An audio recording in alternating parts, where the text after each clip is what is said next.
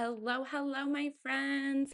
You are listening to the Book of Jenna, and I am your host, Jenna. And normally I don't record and post the same day, but I am absolutely going to do that today. We're going to bear with me again because my pups are in here with me. And we have a 5-month-old golden doodle, and he is sometimes quite the menace. So I'm hopeful that he will behave himself and I can get through this. Um, so I have been having so many conversations lately about the people you are surrounding yourself with. And so I thought that I would come on here. I really have no notes for this. Um, I am just kind of, this is winging it. We are winging the diary. But recently, I've always heard the phrase, you are who your friends are. And sometimes we look at our friends and we're like, yeah, I know who they are, even if they don't reflect who we are. Oh, all right. I think I've got him distracted for about 5 minutes. But so you are who you surround yourself with, and you are who your friends are. And I think often we think, yeah, I know who my friends are. So and so says they're going to do stuff and they never show up. Or so and so always complains. They're always the victim. I know who they are. But we aren't willing to separate ourselves from them and stop listening to their victim mentality.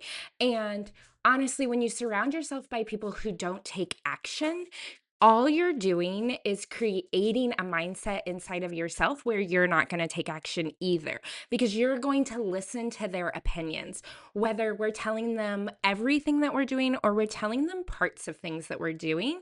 We are still getting their feedback and we're still getting their fear-based answers.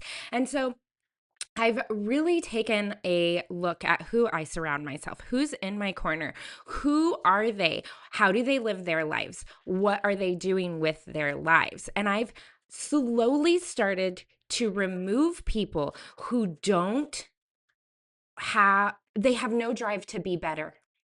They're okay with comfortability. They're okay with where they are. They may be uncomfortable where they are, but they are so okay with it that they're unwilling to move and make a different life for themselves.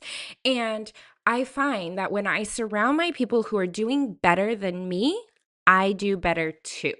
For example, when I was living in Pinellas County and I was working at a salon there, the majority of the clientele I had were negative. Nothing in their life was ever going right. They complained about every single price. They complained about their hair. They complained about their parents. They complained about their job. They complained about their children. They complained about, you name it, they complained about it. And I was frustrated. I didn't enjoy my job. I didn't enjoy doing hair because all I heard was negativity day in and day out. And who honestly wants to sit in that with people? I do not. I have a hard enough time keeping my own brain out of the dungeon that I don't need other people bringing me into their dungeons, right? So when we moved to Manatee County, where we are now, and I found a salon here, the clientele are night and day difference. My clientele don't complain. You guys, they don't complain. They don't live in a negative place. I honestly have some of the best, most incredible clients because they are optimistic, because they live in a different frequency than the people I was servicing in Pinellas County. And it has made me find a love for my job again. It's made me enjoy going to work because all of these people, we're going to sit there and we're going to have really deep conversations that you probably don't have even with your therapist. We're going to talk about what makes people them and how we as outsiders can either use that or leave that. And I think that that's such a big thing in your life. You need to take stock over the people that are there. How are they using your energy? How are you using your energy when you're around them? Do you find yourself having to fight with them about their mindset on things? Do you find yourself feeling depleted when you leave their presence? Because if you are, those are energy vampires. They are not for you. And I think the sooner that we can take stock over the people that are in our lives, the sooner we can surround ourselves with people who are doing better than us, people who are where we want to be, right? And I know, like, growing up, I just wanted people to like me, right? I just wanted people to want people to see me. I wanted people to see me for me, but also not judge me for being me, right? And I think that we all want that. We all want people who see us, but then don't judge us. And sometimes we have to judge ourselves and say, okay, why are we so concerned about people seeing us? Why are we so concerned about, for me, it was being right. I wanted to be right. I wanted people to like me because I was right. And I'm not always right. Actually, I'm wrong. Not a lot, but I am wrong. I mean, I probably am wrong a lot in people's eyes, right? In other people's perspectives of me. They're probably like, yeah, you are wrong 99.9% of the time. And for them, I probably am. But for me, I'm not wrong all the time. And I think finding people who, one, don't judge you, right? Because we're all on our own path. We're all on our own journey. We're all on our own life experience. And my life experience is never going to be the same as yours. And what I do with my life, you may disagree with. And that's okay. And the sooner we're okay with people disagree, as soon as, okay, how do I say this? The sooner we are okay with being misunderstood by people, the sooner we get to that freedom. Because people are never going to understand why you're doing something because they haven't been through the same life experiences as you.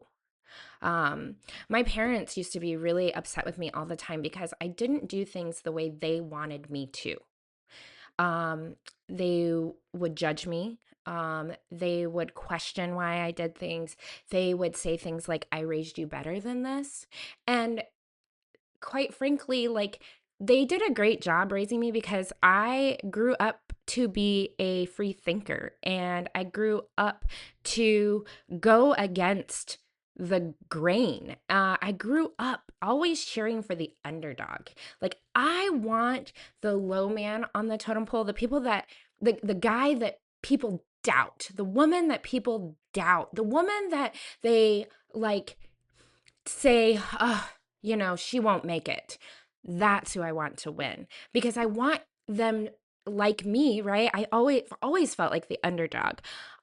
I want them to know you're important and who you are is important in this world. Like, your thoughts that aren't the same as mine, they're just as important as my thoughts because your life experience is based on your experiences in life. And the way you move throughout this world is based on the things that you've been through. And no one, I mean, you guys, no one can tell you that that is wrong. A phrase I love is all paths are the path. It doesn't matter if you take a left turn here instead of staying on the path. Once you take that left turn, that's the path. And you can go, and maybe there's a lesson down that path. Maybe that path is going to lead you to financial freedom. Maybe that path is going to lead you to your future partner. I think often, like, had I never married my ex-husband, I wouldn't have met my boyfriend now. And that is so powerful. How that, had I not married my ex-husband and gone through the things that I went through, I wouldn't have my daughter. And that is powerful. Had I not married him, I wouldn't have moved to Florida. Like, but if I look at it and say, okay, well, all the negative things that I went through because of him, I could regret easily why I went down this path. Oh, well, you know, oh, had I not married him, I wouldn't have been cheated on for 10 years. But you know what? I had to go through that so that I could relate to other women who have been cheated on and say, look, me too, boo, but we can't sit here. We can't assume all men are going to do this. We can't even say that it was because of who we are. It is because of them. It's because of that person. They made those choices. We didn't take them to the girl and say, here you go, do your thing with them. And so I think remembering that, like, this is such a personal journey. It doesn't matter what other people think of you. People are always going to think that you're doing the wrong thing. People are always going to think that you're not living up to their standards. I don't want to live up to your standard because your standard sucks. You haven't gone to the gym in 10 years. Why am I going to live up to your standard of me? You haven't read a personal development book. You haven't gotten therapy. You haven't worked on yourself. Why would I live up to your standard? Your standard is shit. Your standard is crap.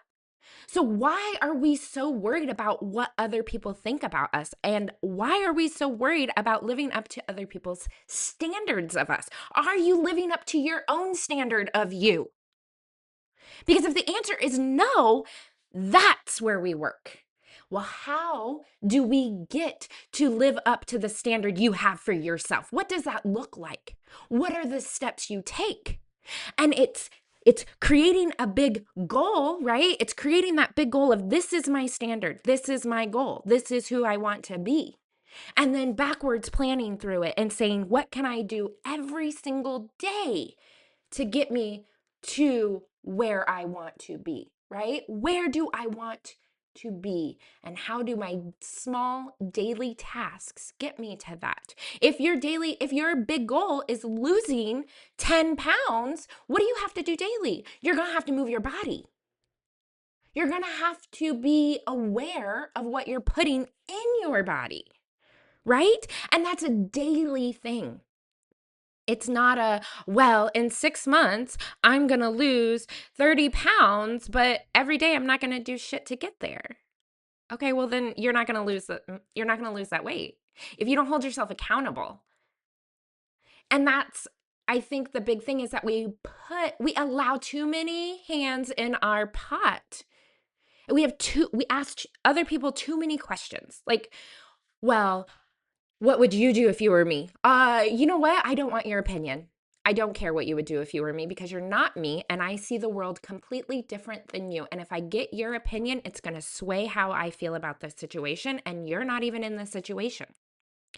And that's the thing. People get so butthurt about what you're doing. Why? Why are you upset about what I'm doing with my life and my time? And I think that the quicker we disconnect, that's what I'm going to say. I don't know if that's the right word, but that's the word that comes to mind for me right now. The quicker we disconnect from other people's opinions or from having to ask other people what their opinion of the situation is, the quicker we get to freedom. Because we no longer care. I don't care what you say about this situation. You would do it different? Great. Do it. Do it differently then. You go do it. Because this is how it works for me. And if you are constantly surrounded by people who are pessimistic and always see the negative in every situation, you are not surrounding yourself by the right people. You want to surround yourself with people who say, do it. Do it. Whatever it is. I don't care how crazy it is. I've had coworkers that were like, well, I want to have a suite. I want to have my own business. Do it. What's stopping you? Why haven't you done it already? What are you waiting for? Do you not think you're capable? If you don't think you're capable, you need to stay here until you become capable. But if you believe in your soul that you are capable of creating magic and creating something that you love, why are you still dreaming about it? Why haven't you put it into action? And if you are not surrounding yourself by people who take action, you're going to stay stuck. You're going to stay in a pit of despair and negativity and bullcrap, basically, right? Bullcrap. Because when you're surrounding your people who are okay with their own suck and they're okay with sitting in their own shit and not taking action, you will become them. Even if you don't want to, you're going to become them. And if you don't become them, you're going to fight really hard not to become them. And I just think it's easier to say, you know what, you aren't actually the real friend that I need in this life, and start creating distance. I'm not telling you to totally kick all your friends to the curb, right? But I am telling you that there are people that need to sit on a shelf until they are where they need to be health wise, mental health, physical health, whatever it is. And I have done this so many times. I had a friend that was making poor decisions, in my opinion, right? I didn't like her decisions. I didn't like where she was going. It didn't resonate with who I am, my beliefs, my morals. And you know what? I just put her on a shelf. I left the door open for when she was ready to become her best self. But while she was making those poor decisions, I couldn't sit in that with her. I needed her to figure this out on her own. Was I always there? Was my door always open? Did I block her? Absolutely not. I didn't block her. I left the door open because I believe anyone can change. I believe it. You can change. You have to want to. You have to decide that that's something that's important to you, but anyone can do it. And for me to count her out completely would be unfair. But I needed to count her out for now because it would have been unfair for me. And I know some of you might be like, well, that's not really a friend. No, it really is, because she had to learn. It was her life experience she had to have. I didn't have to have that life experience with her. I've already been through some shit. I've already had life experiences that allowed me to see the red flags in her life experiences and say, you know what? I'm going to let you go. I'm going to let you go make your life. I'm going to let you go make your decisions. I'm going to let you go have your experiences. When you figure this out, like, let me know. And you know what? She did let me know. She said, you were right about everything. You were right. And I was like, well, I'm really sorry. Like, that is not the text I want. But I'm really glad you're back. And I'm really glad you saw it for yourself. And I'm really glad that we can go back to the way things were because you've had the experiences that you needed to have. And now we can move on. And one day I'm going to have her on this podcast and she is going to share her story. And you guys are going to be so proud of her because I am proud of her. It's hard to go through experiences that break you. It's hard to go through things that would make most crumble. But you know what is beautiful? To fucking rise from that. To rise up and say, you know what? I was wrong, but I'm right about this. I was wrong, but I'm so glad I had this experience because you know what? Now that I know, I can be better. Now that I know, I can share my story and create more for people. Now that I know, I can tell other women, you aren't alone. And you can come back from anything. Anything. And I think that's something that we forget because it's negative everywhere. The news is negative. Your friends are negative. Fucking social media is negative because all you're doing is comparing yourself to other people. Stop it. Stop feeding into that. Stop giving your energy to the negative places in your life. They're going to be there. Let's try to build so that those negative pieces can just kind of rise with us, right? Like a hot air balloon. We're just going to bring that little straggler along with us, because eventually you are going to get to a place where when you see negative things, you can say, what is the lesson? What am I supposed to learn from this? What is this experience going to teach me? And things don't seem so negative anymore. Are things still hard? Yeah, things are still hard. Are there still days where you're like, this sucks and I don't know how I'm going to get through this? Absolutely. But when you have people that support you 100% surrounding you, when you have people who support themselves 100% surrounding you, when you have people who can say, I've been there, come on, let's go. I can tell you what I did. I can give you some guidance, and you can use those lessons I went through to help you in your lesson right now. It's not saying do it my way. It's saying this was my experience too. And this is what I learned. You may learn this, you may not, but here's the information. Do with it what you want. And that's kind of what we're supposed to do with our children, right? This is what my experience was. Your experience may be different, but here are the things that I learned along the way that maybe they can be little nuggets so that you can put less weight in what your peers think of you, or you can see things a different way. And I think that's the beauty of sharing our stories.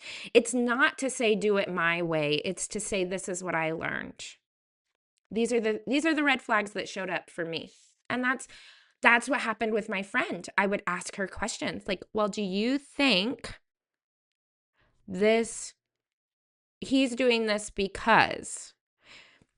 I can't give too much away because one, I don't want to steal from her story, but two, she's in some litigation with this, and I just don't want to, I don't want to ruin anything for her. But when red flags presented themselves, I asked challenging questions, because I could see it clearly, because I didn't have rose-colored glasses on, because I've been through this with narcissists before. I've been through this with people who were borderline narcissists before, right? And so I could see things from a view she couldn't, which allowed me to offer her questions to make her think. And that's the thing. We're not trying to tell people what to do. And when you have friends that are telling you what to do, they aren't the right friends, because they get upset when you don't do it their way.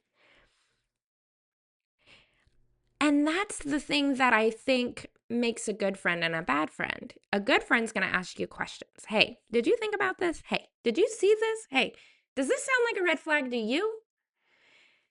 And it allows you to make the decision. But I think sometimes when people tell us exactly what to do and then they get upset about it, those are not your friends. They just want to control you. I had a friend like that. Oh my gosh. She was one of my best friends, and I started dating Adam, and she didn't like him. She called him a fuckboy, to be honest. She didn't like him at all. And I was like, well, you don't see what I see in him. So I don't know where your feelings are coming from. I drink just as much as him. I get fucked up just as much as him. I'm an asshole just as much as him when I'm drunk. I don't see the difference between the two of us, right? And she came to visit, and she was like, you can't have him come over at all while I'm here. And I was like, this is my house. So you're going to come up in my house and tell me what I can and can't do because you have an issue because you're not willing to get to know him? Ah, okay. Okay. So, I did whatever I wanted to do. It's my fucking house. I still had him come over. I waited. I was respectful. I waited till she went to bed, and then I would have him come over. We'd sit outside and chat and smoke a joint or whatever.